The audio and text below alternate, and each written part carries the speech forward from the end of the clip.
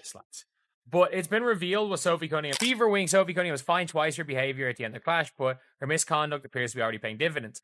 She received a $400 fine, as well as an additional undisclosed penalty for her role in the shoving match that followed. It's probably not more than $1,000. The WNBA just gave Sophie Cunningham the boot, and fans? They didn't take it sitting down. Think WWE meets Bravo meltdown. What did Sophie really do? Why is the league acting like she trashed their car? And now fans are staging a glitter-fueled rebellion. Buckle up, this drama's got more twists than a soap opera on Red Bull.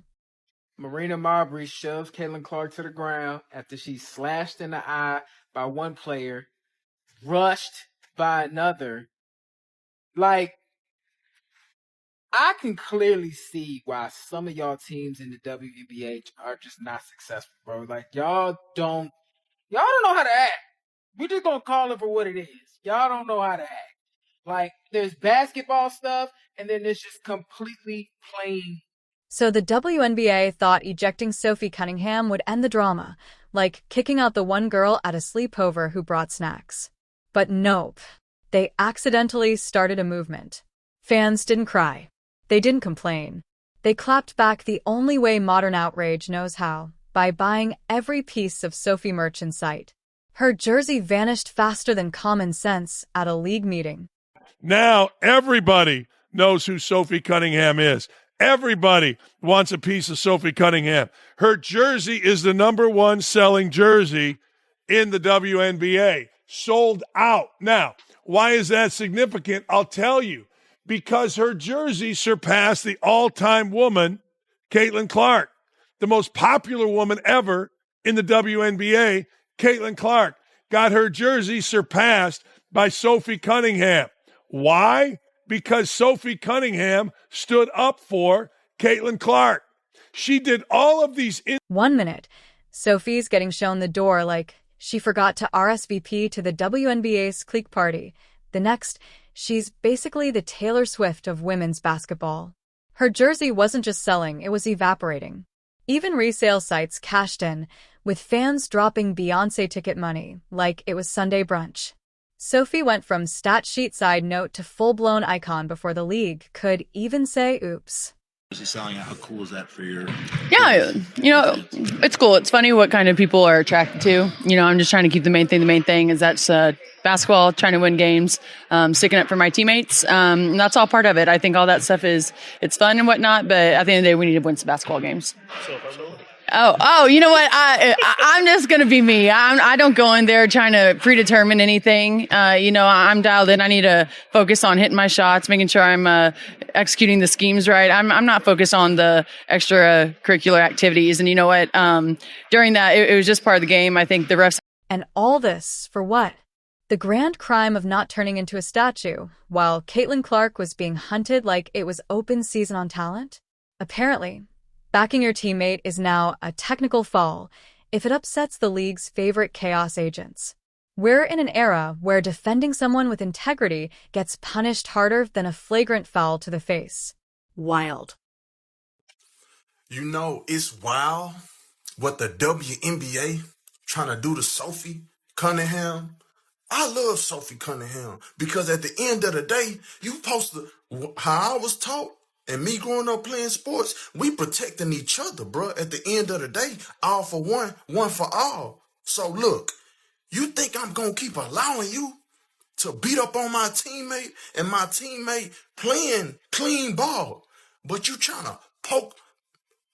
Y'all literally been beating this girl up, pushing her on the floor, pulling her hair, poking her in the eye. You hear me? That's dangerous. Sophie didn't throw a punch. She didn't start a riot. She just stood up, and in the upside-down world of WNBA officiating, that's apparently more offensive than the actual fouls being committed. You'd think she drop-kicked a mascot or stole a Gatorade cooler the way they marched her off the court. But nope, her only crime was supporting a teammate who's been treated like a walking target all season. The punishment? Ejection. The response? Fan pandemonium. A merch-buying frenzy that basically screamed, "You might silence her on the court, but we're putting her name on every torso from here to Tokyo." It was protest in its most stylish form. And let's be real, when your fans turn activism into fashion, you've already lost the narrative. Sophie didn't become a symbol. She became a brand. A walking, talking contradiction to everything the league seems to reward. She didn't play dirty, didn't trash talk, didn't elbow anyone into next week. She stood tall, and somehow that was enough to get tossed. If composure were a crime, she'd be serving life.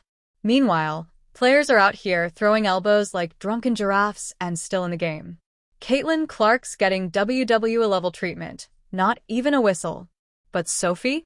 She gets benched for breathing wrong. And seeing how things are run, seeing how things are done, and after you've seen what it looks like to get it right, and you come in and see something looking really wrong, you're going to call it out. It is what it is. You're going to be critical of players. If they do something shady or classless, you're going to call that out. That's what fans do. And it's not hate or any of that other crap that Kathy Engelbert wants to cook up to try to suppress free speech. Nah, we're not getting down with that. All right? So anyway. Clearly, the league has its priorities locked in. Keep things messy, just not your mess. But fans saw through it. They didn't need a press release or some polished apology. They needed a jersey with Sophie's name on it, and they needed it yesterday. This wasn't about fabric. It wasn't about logos. It was about flipping the bird to a system that punishes the wrong people. Buying her jersey wasn't just a fashion choice, it was a statement. A rally cry. Retail rebellion at its finest. In fact, the WNBA may have accidentally sparked the most expensive protest in league history. Every time a fan swiped their card, it was a vote of no confidence, a stitched-in middle finger to hypocrisy dressed up as discipline. Sophie's name wasn't just on a roster anymore.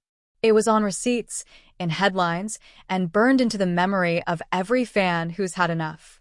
Because if there's one thing fans can't stand, it's double standards, especially when they're so obvious, you can see them from the nosebleeds. Sophie didn't escalate. She existed. And for that, she was shown the exit like she crashed a royal banquet just by standing tall. Minute left, and all hell broke loose between J.C. Sheldon and Sophie Cunningham, and it is very clear the Indiana Fever, some of these girls on this team are finally fed up. Finally fed up. Once again, WNBA, we're not talking about your basketball. We're talking about the WNBA WWE Raw circus that you got going on right now. And we all know this incident with Sophie stems from the incident that was clearly not handled correctly by the WNBA. But instead of fading into the background, Sophie exploded into relevance. Her jersey sales didn't just spike, they launched into orbit. She might have left the game early, but her popularity played all 4 quarters and went into overtime. She became the face of quiet resistance, unapologetic loyalty, and the simple message: no, I'm not sitting down while my teammate gets mauled like she owes someone money. The league's message was clear: conform or face consequences. But the fans had one of their own. Not today. They turned a disciplinary ruling into a marketing campaign, a silent stand into a streetwear movement. And the best part? They didn't have to say a word. Just a click. Just a shirt. Just a subtle, stylish, we see you, and we're not having it. Now, every time someone walks into an arena in a Sophie Cunningham jersey, they're not just repping a player. They're rewriting the rules. They're reminding the WNBA, fans are blind, and they're definitely not spineless. If standing by your teammate gets you tossed, fine. Make room. Because Sophie? She's got a whole stadium of backup. And the WNBA? It's tap dancing on the edge of irrelevance, a flaming casserole of bad decisions, missed moments, and endless replays of Caitlin Clark getting thrown around like she walked into a bar fight in her warm-up. Cunningham. At the end of the game, J.C. Sheldon is going for a fast break layup and Sophie Cunningham is running with her. And I remember in my head, like, it happened in a split second. And I said, oh, let's see. Let's see what happens here. Sophie commits a hard foul on J.C. Sheldon. Again, as J.C. Sheldon is going up for a layup, Sophie bear hugs her and takes her to the ground. What I will say is Sophie did not grab her and throw her to the ground. She didn't body slam her. She didn't do anything, in my personal opinion. Maybe I'm biased. This was supposed to be season 2 of the Caitlin Clark era. Fresh start. New vibe.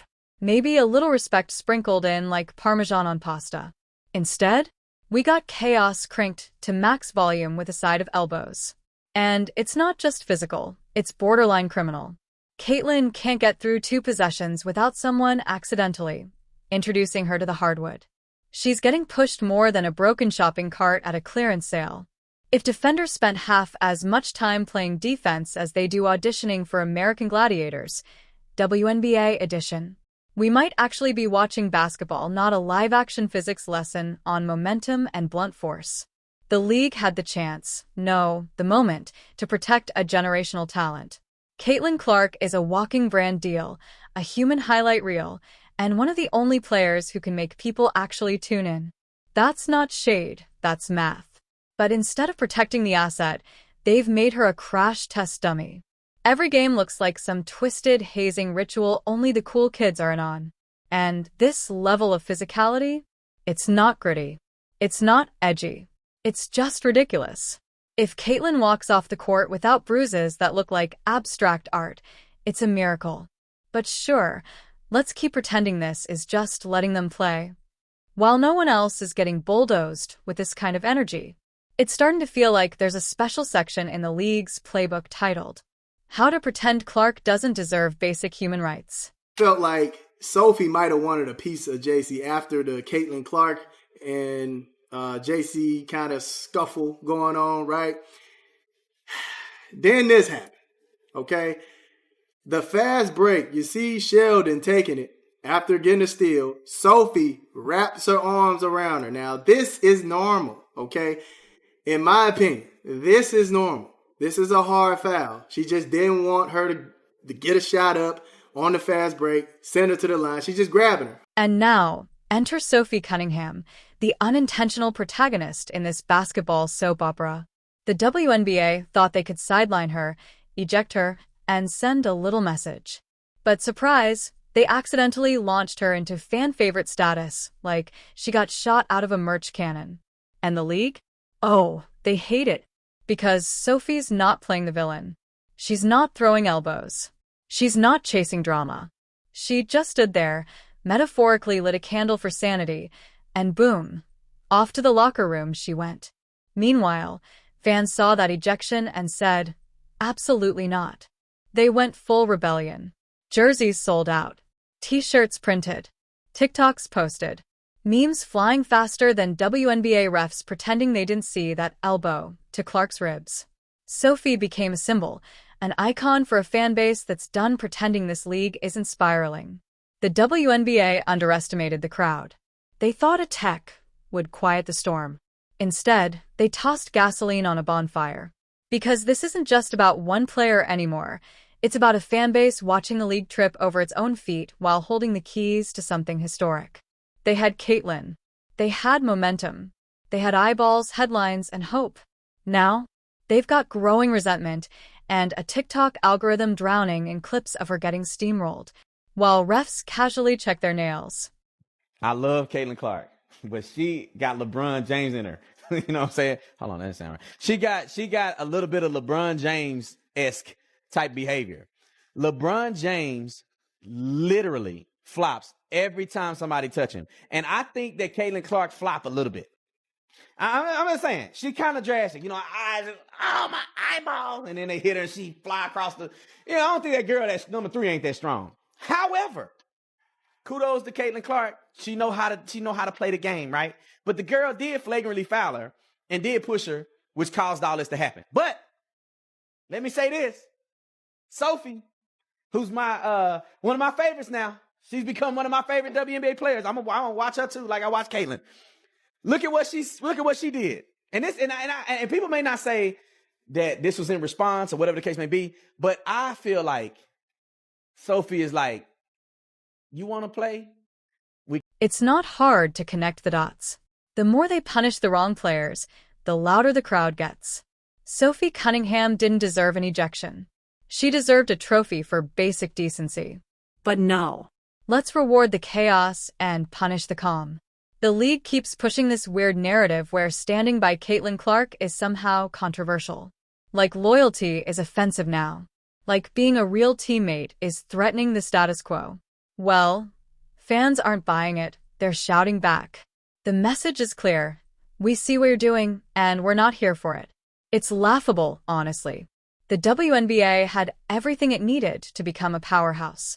Caitlin Clark brought in new fans, curious viewers, even haters, just to see what she'd do next. But instead of riding the wave, the league tried to play gatekeeper. Like they're running a secret club instead of a professional sport. They've let petty drama, unchecked aggression, and bizarre officiating drown out what could have been a golden age. And fans? They're not dumb. They're not blind. They see the double standard. They feel the tension. They know who's being protected and who's being targeted. At this point, Caitlin can't even smile wrong without catching an elbow. And the league? Still pretending everything's just peachy. At this rate, she's gonna need a stunt double just to survive the season. I've been watching that Sophie Cunningham thing on repeat, man. That clip where she grabbed the girl and threw her down, so foul.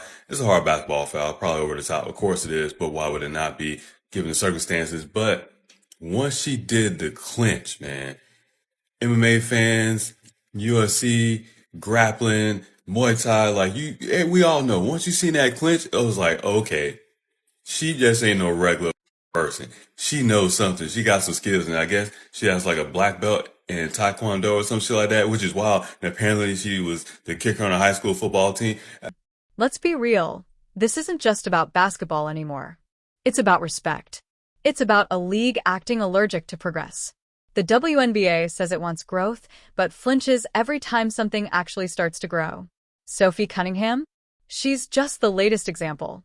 The league tried to erase her moment, and instead made her a legend. She didn't ask for it.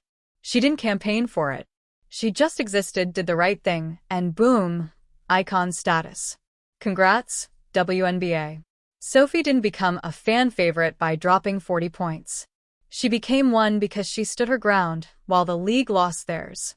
She stood by Clark when it mattered. Showed more leadership in one quiet moment than the entire officiating crew has all season. And the league? They hate it. They hate that fans aren't buying the narrative. They hate that Sophie's popularity exploded. They hate that their attempt to control the story backfired harder than a rookie three-point attempt. Because now they've got two problems. The Caitlin Clark situation is reaching a boiling point. And the fans? They just found their new queen. I am really trying to figure out why the entire WNBA acts like they hate Caitlin Clark. Maybe not the entire WNBA, but in tonight's game with the Indiana Fever and the Connecticut Sun, it was a dead ball and Caitlin Clark literally got shoved to the ground. This tweet really sums it up. Marina Mabrey shoved Caitlin Clark to the ground. Again, it was a dead ball. She didn't get ejected from the game. If you watched the game, it was very evident. It looked like Caitlin got hit in the eye by a different player. Play is over, and then both of these players from the Suns come over and just knock her to the ground. The WNBA is on thin ice, with a blowtorch underneath. If they don't fix this, and fast, people will start tuning out. Not just because of the foul play, but because it's exhausting to watch talent get punished while mediocrity gets celebrated. Fans didn't show up for chaos with a whistle. They came to see greatness. And if the league doesn't course correct soon, it's going to lose the exact audience it worked so hard to win over. The ones who gave it a shot because Caitlin Clark made them believe. The ones who stayed because they saw potential. Now, those same fans are watching Sophie Cunningham get the boot for standing beside someone they respect. And that's not just disappointing, it's alienating.